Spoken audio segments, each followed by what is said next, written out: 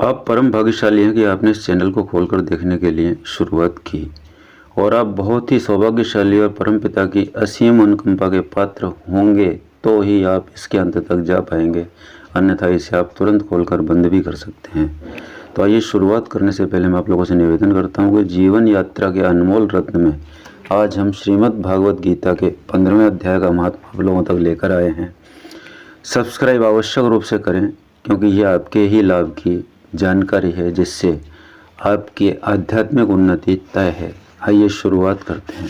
श्री महादेव जी कहते हैं, पार्वती अब गीता के 15वें अध्याय का महात्म्य सुनो। गौड़ देश में कृपाण नरसिंह नामक एक राजा थे जिनकी तलवार की धार से युद्ध में देवता भी परास्त हो जाते थे। उनका बुद्धिमान सेनापति शस्त्र और शास्त्र की कलाओं का भंडार था। उसका नाम था सरभ मेरुंड। उसकी भुजाओं में प्रचंड बल था। एक समय उस पापी ने राजकुमारों सहित महाराज का वध करके स्वयं ही राज्य करने का विचार किया। इस निश्चय के कुछ ही दिन बाद वह हैजे का शिकार होकर मर गया। थोड़े समय में वह पापात्मा अपने पूर्व कर्म के कारण सिंधु देश में एक तेजस्वी घोड़ा हुआ। उसका पेट सटा हुआ था। घोड़े के लक्षणों का ठीक ठीक ज्ञान रखने वाले किसी वैश्य के पुत्र ने बहुत सा मूल्य देकर उस अश्व को खरीद लिया और यत्न के साथ उसे राजधानी तक वहां ले आया। वैश्य कुमार वह अश्व राजा को देने को लाया था, तथापि राजा उस वैश्य कुमार से परिचित थे। तथापि द्वारपाल ने जाकर उसके आगमन की सूचना दी। राजा ने पूछा, किस लिए आए हो? तो उसने स्पष्ट शब्दों में उत्तर दिया, देव, सिंधु देश में एक उत्तम लक्षणों से संपन्न अश्व था जिसे तीनों लोगों का एक रत्न समझकर मैंने बहुत सा मूल्य देकर खरीद लिया। राजा ने आज्ञा दी, उस अश्व को यहाँ ले आओ। वास्तव में वह घोड़ा गुणों में उच्च श्रवा के समान था।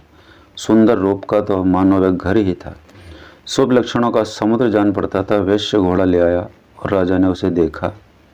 अश्व का लक्षण जानने वाले अमात्यों ने इसकी बड़ी प्रशंसा की। सुनकर राजा अपार आनंद में निमग्न हो गए और उन्होंने वैश्य को मुंह मांगा स्वर्ण देकर तुरंत ही उस अश्व को खरीद लिया। कुछ दिनों के बाद एक समय राजा शिकार खेलने के लिए उत्सुक हो उसी घोड़े पर चढ़कर वन में गए। वहाँ मृगों के पीछे इन्होंने अपना घोड़ा बढ़ाया। पीछे पीछे सब ओर से दौड़कर आते हुए समस्त सैनिकों का साथ छूट गया। वे हिरणों द्वारा आकृष्ट होकर बहुत दूर तक निकल गए। प्यास ने उन्हें व्याकुल कर दिया। तब वे घोड़े से उतरकर जल की खोज करने लगे।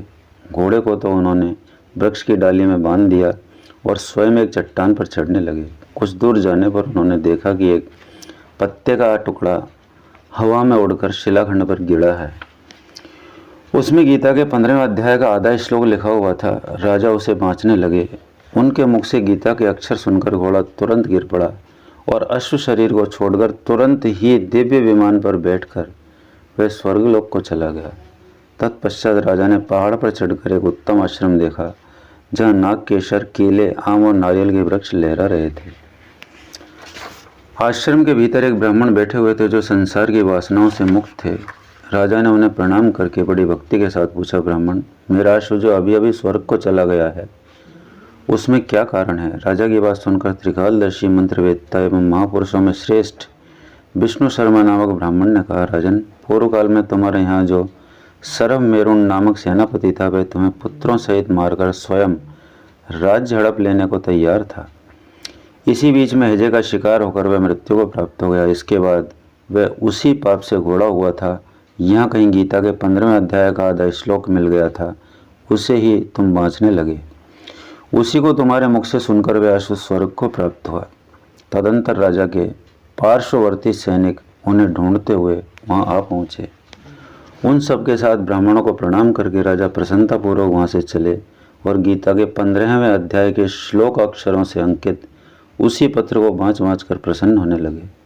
उनके नेत्र हर्ष से खिल उठे। घर आकर उन्होंने मंत्रवेत्ता मंत्रियों के साथ अपने पुत्र सिंहबल को